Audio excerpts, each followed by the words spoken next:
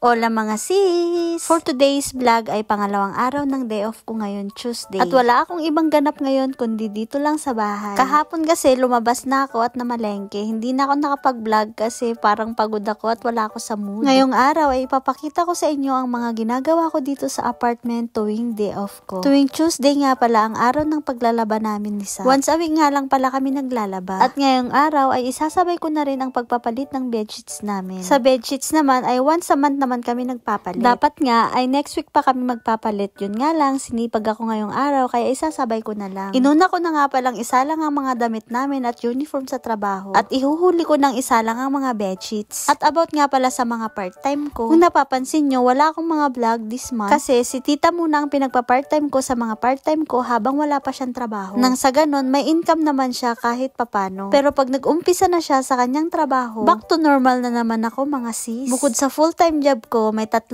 akong part-time. Pero yung mga part-time na yun ay hindi naman palagi at mga 3 oras lang at 2 oras lang. Once a week lang naman yung mga yun. Ito nga pala yung itsura ng sampayan namin. Dito ko isasampay yung mga damit na nilabhan ko mamaya. Wrong timing naman, kung kailan ako naglaba ay umuulan. Buti na lang talaga at kaunti pa lang ang naisasampay ko. Kaya no choice ako, dito ako sa loob ng bahay magsasampay. Gumawa ako ng DIY na sampayan dito sa loob ng kwarto namin kasi hindi siya kasya sa labas. Sa dami ko ba namang nilabhan pati mga bedsheets, hindi talaga magkakasya. Pagkatapos kong maglaba at magsampay, aayusin ko naman tong bed namin, papalitan ko ng sheets at mga punda. Pahirapan pa nga sa pagkuha ng mga bagong bedsheets kasi sa taas nakalagay. Ganun talaga kapag maliit ang kwarto. Bawat sulok na pwede mong paglagyan ay lalagyan mo talaga para lang magkasya lahat ng mga gamit namin. Alam nyo ba na namimiss ko din tong ganitong trabaho? Yung pagpapalit ng mga bedsheets. Kasi nung sa bahay pa ako nagtatrabaho, weekly, nagpapalit talaga ako ng mga bedsheets nila. Dati nung nagtatrabaho pa ako sa bahay, nagsawa talaga ako sa kakapalit ng bedsheets. Ngayon naman ay namimiss ko.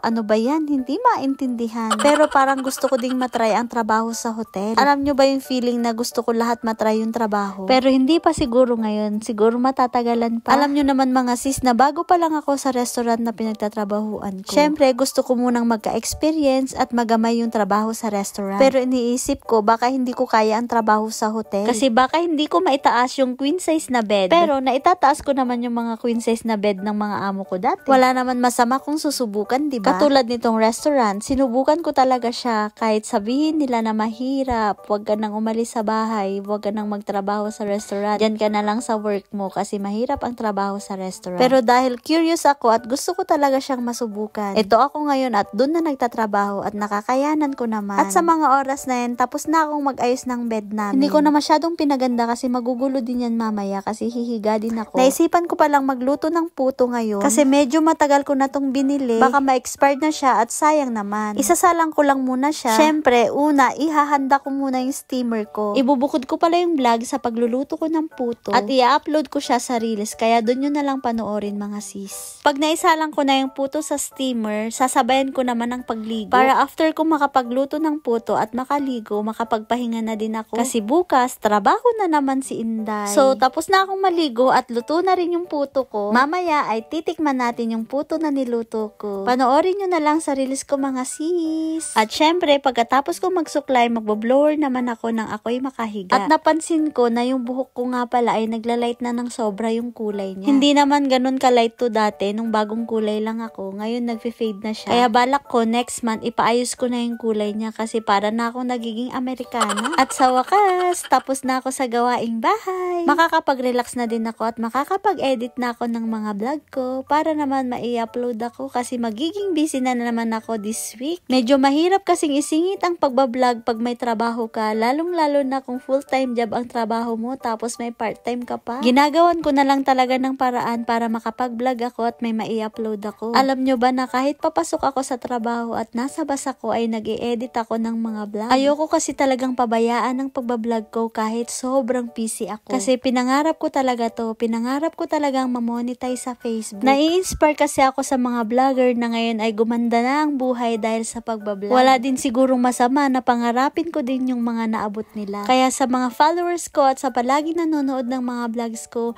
maraming salamat po sa inyo. Hanggang sa muli, I love you all!